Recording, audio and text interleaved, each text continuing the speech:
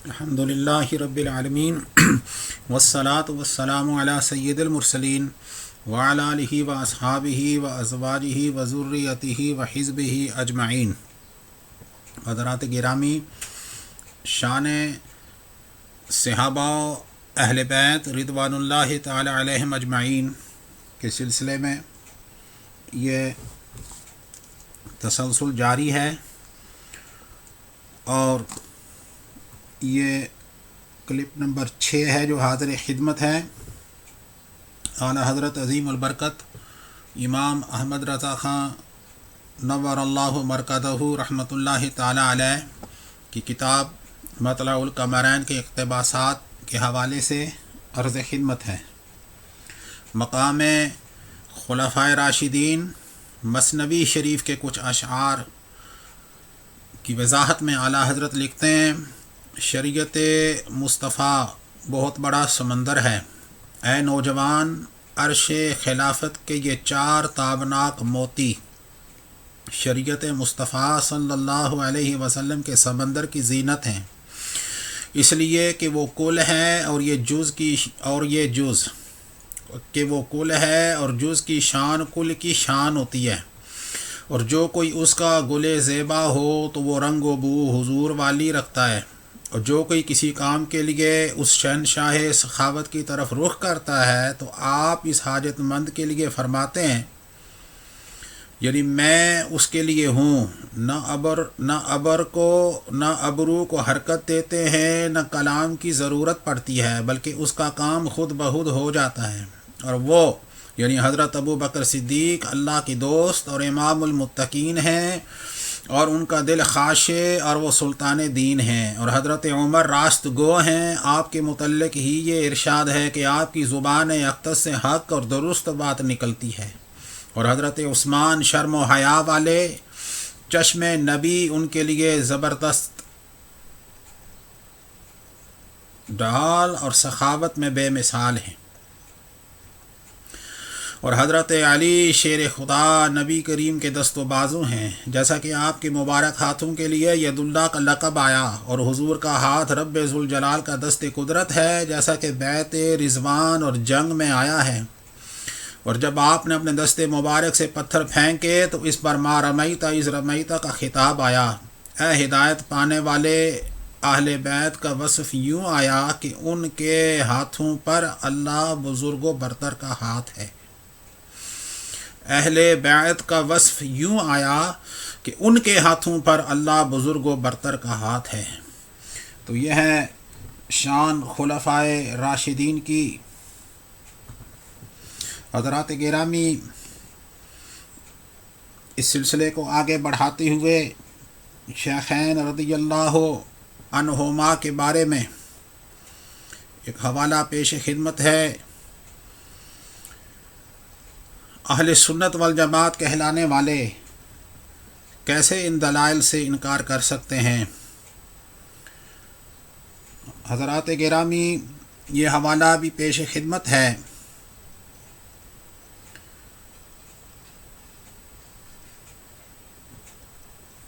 شیخ محقق مولانا عبدالحق محدث دہلوی اشاعۃ للمعاد میں بیان وجہ تفضیل شیخین میں فرماتے ہیں، اعلیٰ حضرت رحمۃ اللہ علیہ لکھتے ہیں کہ حضرت شیخ محقق رحمۃ اللہ تعالی علیہ فرماتے ہیں، یعنی حضرت ابو بکر اور حضرت عمر رضی اللہ عنہما سب سے بزرگ و برتر ہیں، دین و دنیا کے ہر کام میں مقدم و مقرب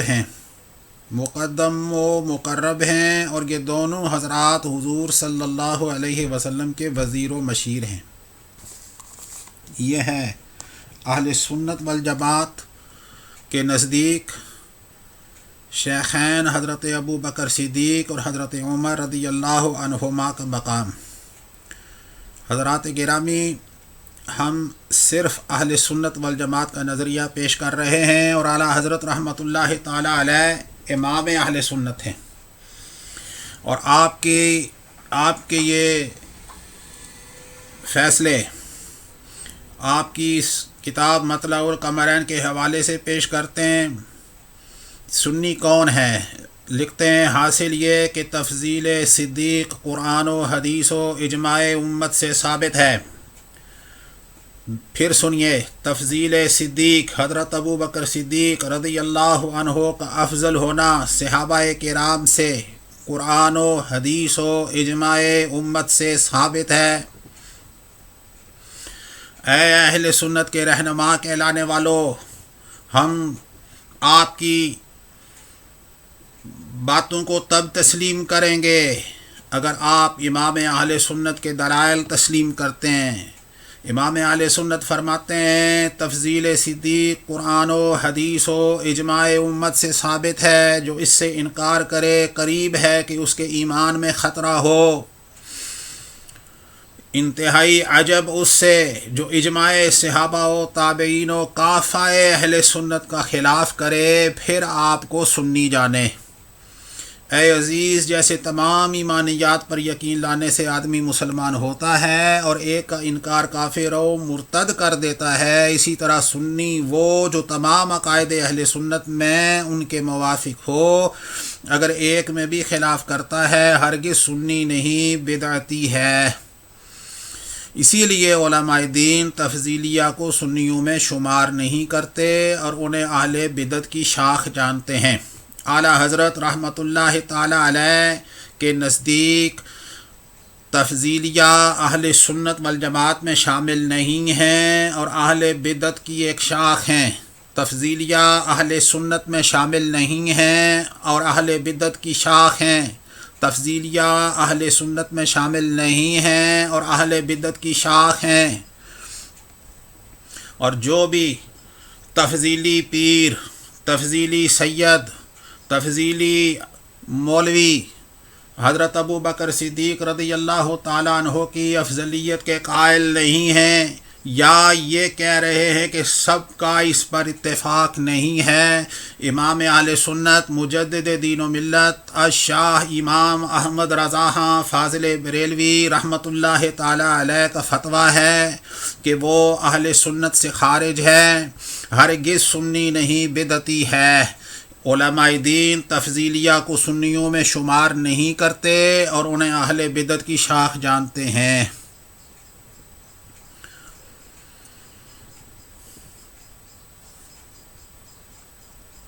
تو یہ ہے فتویٰ امام اہل سنت کا، اور اس سلسلے کو آگے بڑھاتے ہوئے ہم آخر میں شان حضرت ابو بکر صدیق رضی اللہ تعالی عنہ، امام المتقین، خلیفۃ المسلمین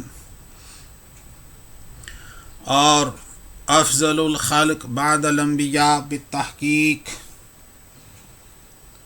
جن کی افضلیت پر اجماع امت ہے، آپ کے فضائل میں سے کچھ عرض خدمت کرتے ہیں تاکہ حاضرین کو آپ کے مقام رفیع کا پتہ چلے اور جو گمراہیاں پھیلائی جا رہی ہیں اس کے مقابلے میں حق واضح ہو جائے۔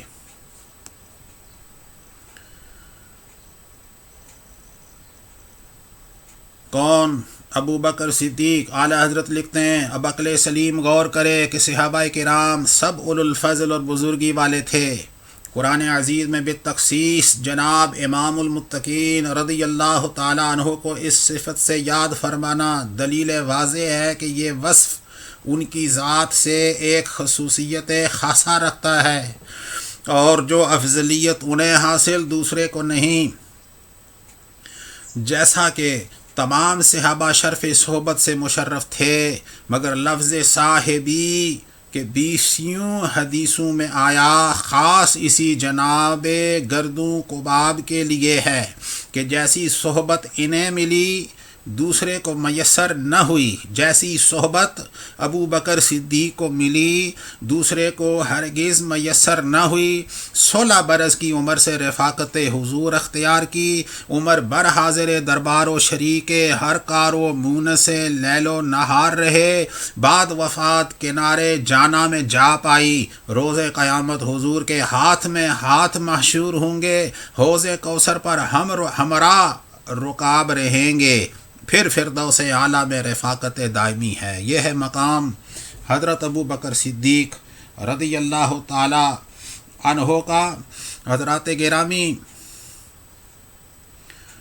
ذرا غور تو کیجئے، اعلیٰ حضرت لکھتے ہیں صدیق سارے صحابہ میں سب سے زیادہ غنی نہ تھے۔ بعض اصحاب کرام مثل حضرت ذی النورین جناب عبد الرحمن بن عوف، ثابت بن قیس رضوان اللہ علیہم اجمعین، ان پر فراخی مال میں فائق تھے۔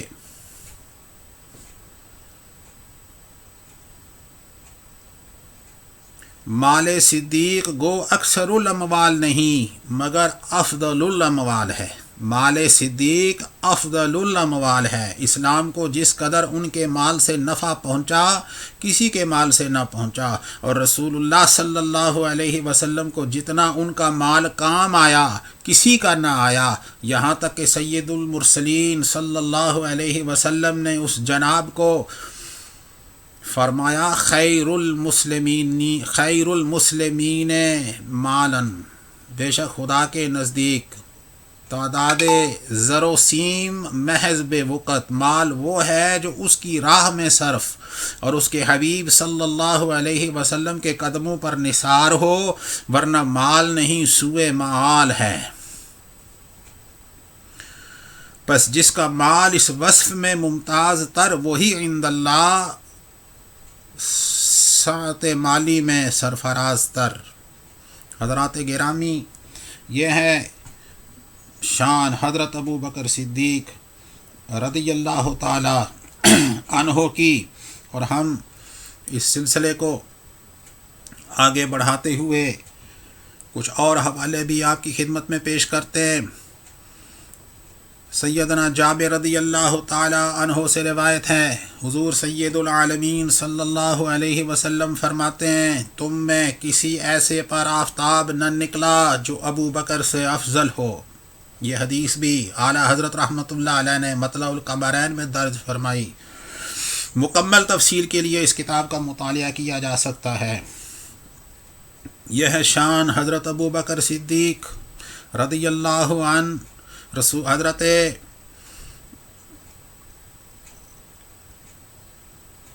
سبحان اللہ، نبی کریم علیہ الصلاۃ والسلام فرماتے ہیں بے شک روح القدس جبریل نے مجھے خبر دی کہ بہتر آپ کی امت کے بعد آپ کے ابو بکر ہیں رضی اللہ عنہ۔ نبی کریم حضور خیر البشر علیہ الصلاۃ والسلام فرماتے ہیں ابو بکر سب آدمیوں سے بہتر ہیں سوائے انبیاء کے۔ اور حضرت انس رضی اللہ عنہ راوی حضور سید المرسلین صلی اللہ علیہ وسلم فرماتے ہیں یعنی انبیاء و مرسلین کے جس قدر صحابی ہیں، اور صاحب یاسین یعنی حبیب نجار جن کا قصہ حق سبحانہ نے یاسین شریف میں ذکر فرمایا اور ان کا جنتی اور مکرم ہونا بیان کیا، ان میں کوئی صدیق سے افضل نہیں۔ حضور نبی کریم صلی اللہ علیہ وسلم فرماتے ہیں جبریل امین علیہ الصلاۃ والسلام میرے پاس آئے، میں نے کہا میرے ساتھ مدینہ طیبہ کو کون ہجرت کرے گا؟ عرض کیا ابو بکر، اور وہ والی ہوں گے امر امت کے بعد حضور کے تمام امت سے افضل ہیں۔ حضور نبی کریم صلی اللہ علیہ وسلم کا ارشاد گرامی ہے بہترین امت محمدیہ صلی اللہ علیہ وسلم بعد میرے ابو بکر و عمر ہیں۔ نبی کریم علیہ السلام نے فرمایا ابو بکر و عمر بہتر ہیں سب اگلوں پچھلوں کے، اور بہتر ہیں سب آسمان والوں سے، اور بہتر ہیں سب زمین والوں سے سوائے انبیاء و مرسلین علیہم الصلاۃ والسلام کے۔ حضرت امام حسن مجتبیٰ رضی اللہ عنہ کے پوتے حضرت حسن بن زید فرماتے ہیں مجھے میرے پدرے بزرگوار حضرت زید بن حسن نے اپنے والد ماجد حضرت امام حسن انہوں نے حضرت امیر المومنین کرم اللہ تعالی وجہ سے تحدیث کی کہ جناب مرتضوی نے فرمایا میں خدمت اقدس حضور افضل الانبیاء صلی اللہ تعالی علیہ وسلم میں حاضر تھا کہ ابو بکر و عمر سامنے سے آئے. حضور نے ارشاد فرمایا اے علی یہ دونوں سردار ہیں اہل جنت کے سب بوڑھوں اور جوانوں کے بعد انبیاء و مرسلین کے. یہ ہے شان شیخین کریمین رضی اللہ عنہما کی. حضرات گرامی یہ حوالے ہیں جو اعلیٰ حضرت عظیم البرکت رحمۃ اللہ علیہ نے اپنی کتاب مطلع القمرین میں درج فرمائے. اہل سنت کہلانے والے ان حوالوں کا انکار کیسے کر سکتے ہیں؟ ہم اہل سنت سے مخاطب ہیں. جو اس سے خلاف بیان کرتا ہے سمجھ لیں اس کا اہل سنت سے اعلیٰ حضرت سے مسلک حقہ سے کوئی تعلق نہیں ہے. امیر المومنین علی کرم اللہ تعالی وجہ حدیث جامع میں فرماتے ہیں اے ابو بکر خدا آپ پر رحمت کرے، آپ رسول اللہ صلی اللہ علیہ وسلم کے دوست تھے اور ان کے مونس و مرجع کار معتمد علیہ محافظ سرور عالم صلی اللہ علیہ وسلم ہیں. آپ کے برابر کوئی نہ تھا. آپ نے ان کی تصدیق کی جب لوگوں نے جھٹلایا اور غمخواری کی جب اوروں نے بخل کیا. مکروہات میں ان کی خدمات پر قائم رہے جب لوگ انہیں چھوڑ کر بیٹھ رہے اور مصیبتوں میں ان کا ساتھ دیا.